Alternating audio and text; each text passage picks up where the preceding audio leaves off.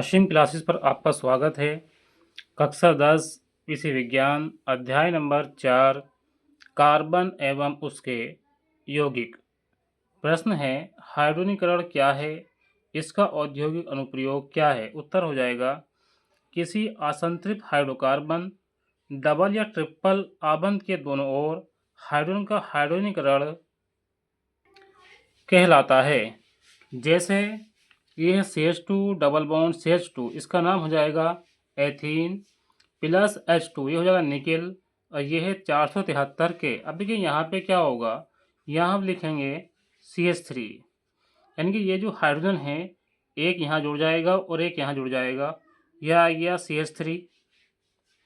अब ये जो बॉन्ड है यहाँ पे ये सिंगल बॉन्ड लगेगा, इसका नाम हो जाएगा एथेन।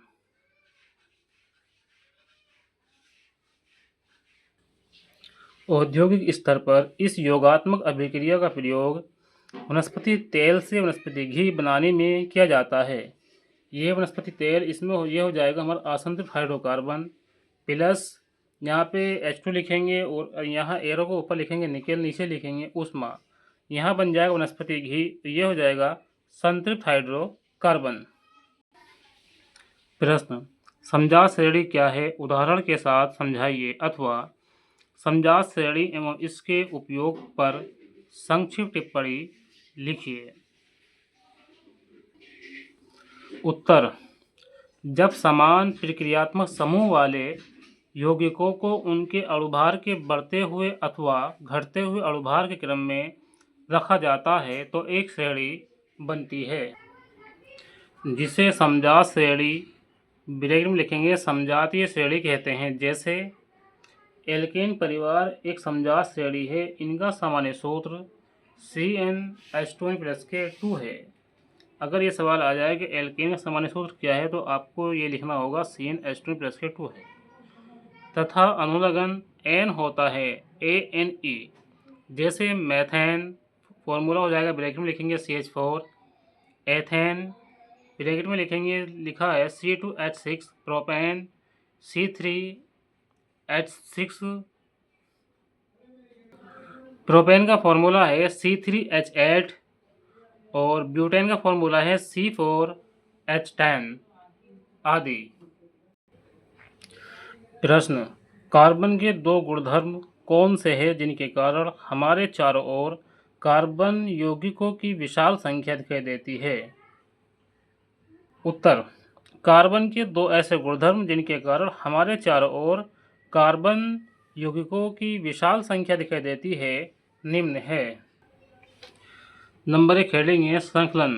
कार्बन में कार्बन के ही अन्य परमाणुओं के साथ आबंध बनाने की अद्वितीय क्षमता होती है, जिससे बड़ी संख्या में अणु बनते हैं। इस गुण को संकलन कहते हैं। संकलन के कारण कार्बन यौगिकों की संख्या विशाल है। Number 2 tetravalency. कार्बन टेट्रावैलेंसी प्रकृति का तत्व है, यानी कि कार्बन की जो वैलेंसी होती है, संयुक्ता होती है, वो 4 होती है। इसलिए 4 अन्य कार्बन परमाणु अथवा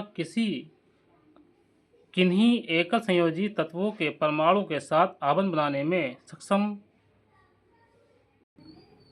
है, जिसके कारण कार्बन यौगिकों की संख्या विशाल होती है। एथेनोइक अम्ल या एसिटिक अम्ल, इसका अणुसूत्र क्या होता है, ये हो जाएगा CH3COOH।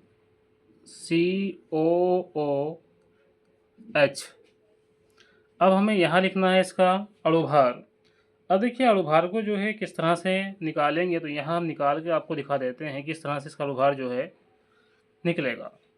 अब देखिए जो संख्या है कार्बन, यहाँ कार्बन है, ये संख्या कितनी है 2। अब कार्बन का जो परमाणु भार होता है वो होता है 12। अब इसमें कितनी कार्बन है, वो कार्बन संख्या 2 है, तो हो जाएगा 12 दूनी 24, तो यहाँ हमने 24 लिख लिया।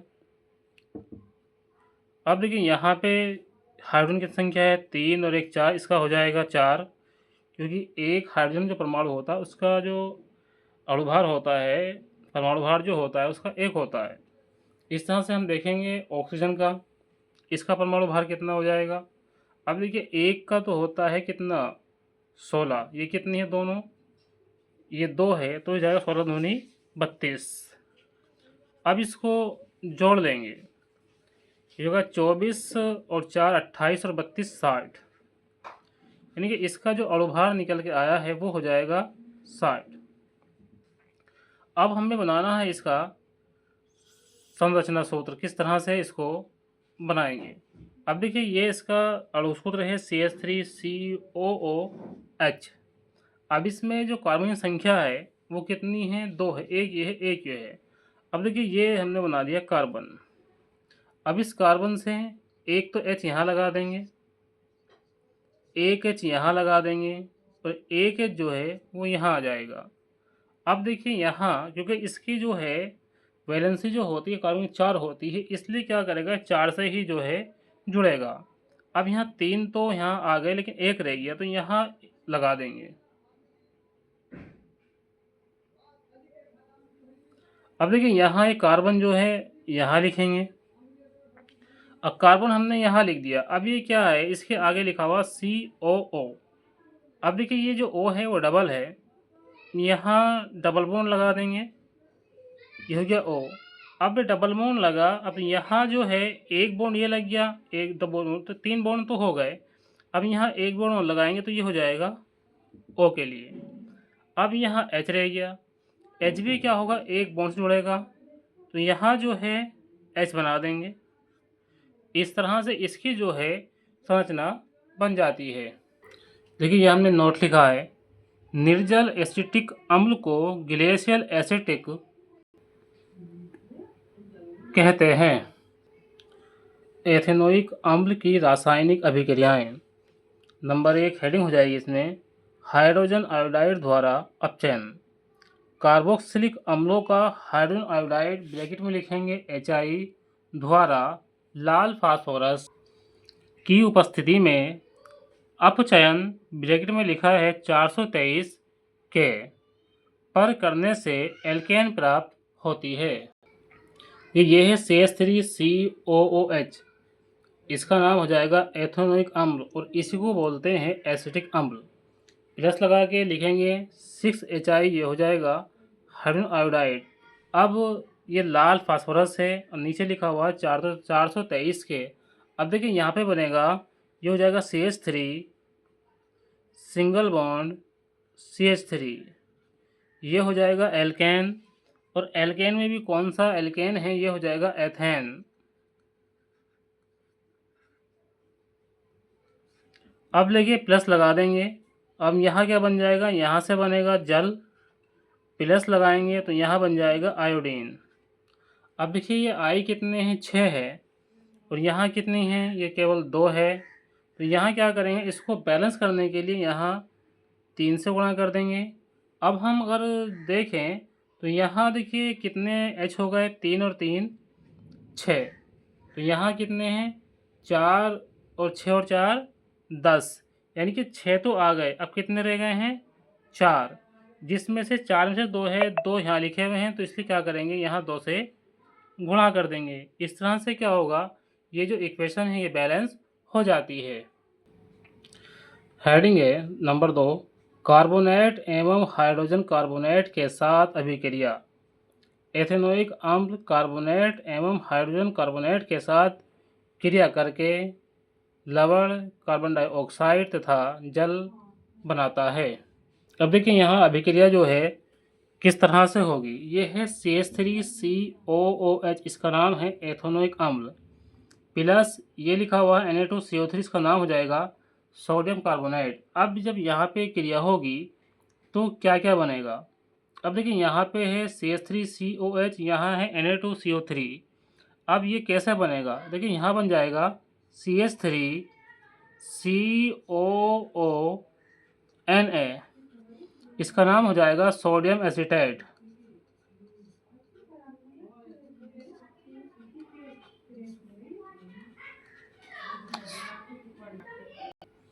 यहाँ लगा देंगे प्लस। अब देखिए यहाँ जो है क्या क्या बनेगा, यहाँ आ जाएगा CO2, इसका नाम हो जाएगा कार्बन डाइऑक्साइड। अब देखिए प्लस लगा देंगे, यहाँ आ जाएगा जल H2O। अब देखिए इसको जो है बैलेंस किया जाएगा, लेकिन यहाँ पे जो है सोडियम की संख्या कितनी है, 2 है, लेकिन यहाँ संख्या कितनी है, 1 है। तो इसको 2 करने के लिए यहाँ 2 से गुणा करेंगे। जब यहाँ 2 से गुणा करेंगे तो यहाँ जो एसिटाइट है उसकी संख्या भी जो है दुगनी हो जाती है। तो इसको भी क्या करेंगे, यहाँ 2 से गुणा कर देंगे। अब चेक करते हैं अभिक्रिया बैलेंस है या नहीं है।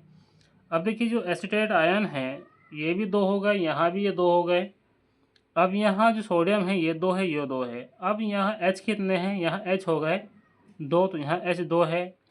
अब यहाँ जो O2 है, CO2, अब कार्बन संख्या कितनी है, 1 है, तो 1 हो गए, 3 O है, 3 ये हो गए, 2 और 1 3। इस तरह से जो है ये समीकरण भी बैलेंस हो जाती है।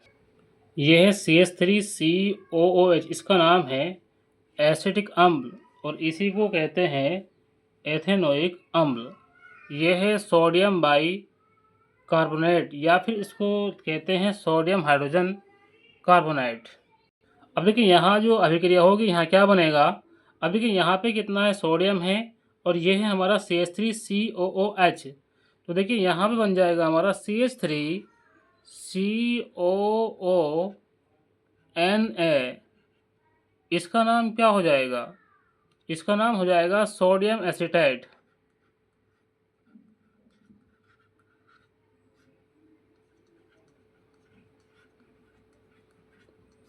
अब देखिए प्लस लगा देंगे, यहाँ आ जाएगा CO2, इसका नाम हो जाएगा कार्बन डाइऑक्साइड, और प्लस लगा देंगे, यहाँ आ जाएगा H2O, ये हो जाएगा जल। इस तरह से जो है ये अभिक्रिया जो है ये इक्वेशन बन जाती है। इसे एक बार बैलेंस करते हैं, क्या ये बैलेंस है या नहीं। देखिए यहाँ पे CH3CO 1 है, ये भी CH3CO ये भी 1 है, सोडियम 1 है, यहाँ भी सोडियम 1 है, यहाँ जो कार्बन है वो भी 1 है, यहाँ भी 1 है। O कितने हैं, 3 है, 2 और 1 3 होगा। यहाँ H कितने हैं, 1 और 1 2, H कितने, यहाँ 2। इस तरह से जो है ये जो समीकरण है ये बैलेंस हो जाती है। देखिए हेडिंग हमारी एस्टरीकरण अभिक्रिया, ये जो है बहुत ही ज़्यादा मोस्ट है। शांत सल्फ्यूरिक अम्ल की उपस्थिति में एसिटिक अम्ल तथा एथिल एल्कोहल की क्रिया कराने पर एथिल एस्टेट तथा जल का निर्माण होता है। इस क्रिया को एस्टरीकरण तथा निर्मित एसिटेट यौगिक को एस्टर कहते हैं। देखिए यह है CH3COOH, ये हो जाएगा हमारा एसिटिक अम्ल। प्लस लगा देंगे, ये लिखेंगे HOC2H5। देखिए ये जो लिखा हुआ ना ये एथेनॉल लिखा हुआ है। अब देखिए यहाँ एरो लगाएंगे। वैसे तो हम एथेनॉल को जो है किस तरह से लिखते हैं,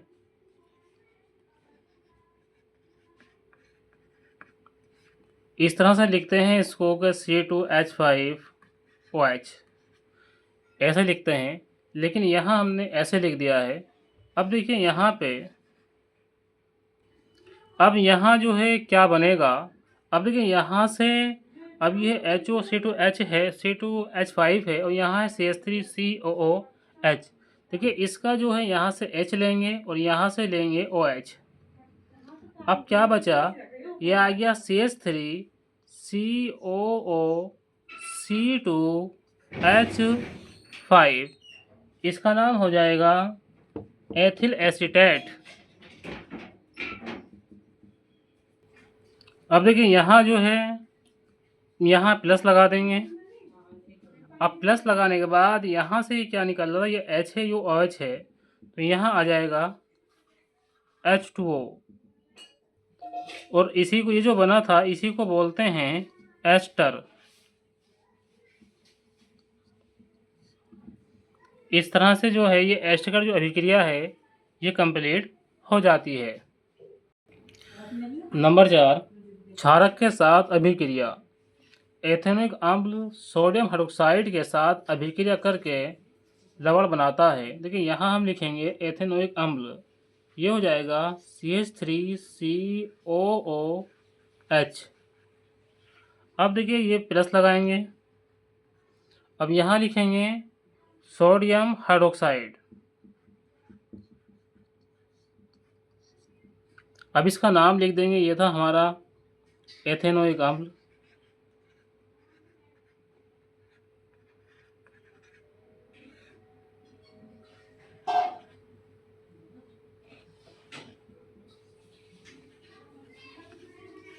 और ये है सोडियम हाइड्रोक्साइड।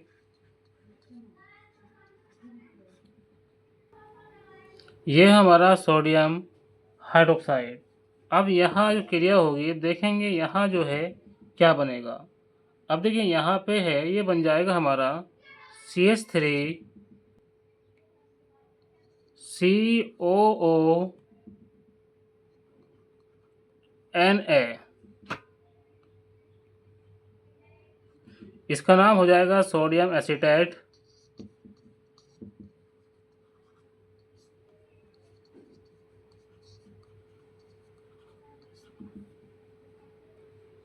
देखिए प्लस लगाएंगे।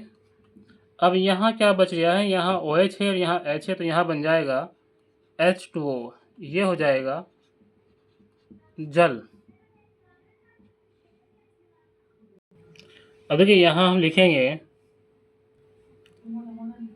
CH3 COO Na। ये हो जाएगा सोडियम एसीटेट।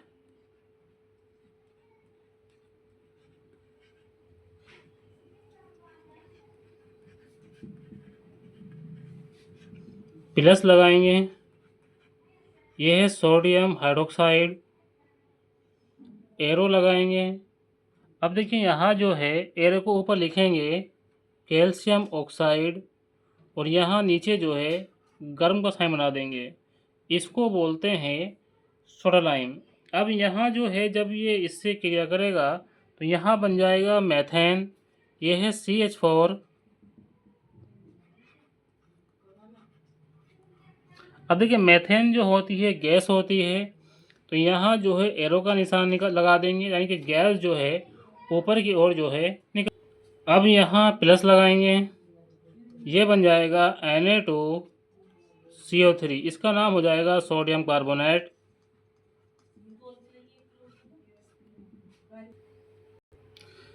एथेनॉल अम्ल के उपयोग नंबर 1 रबड़ के स्कंदन में, नंबर 2 कृत्रिम सिरका बनाने में, नंबर 3 रंग तथा कागज उद्योग में, नंबर 4 सिरके के रूप में।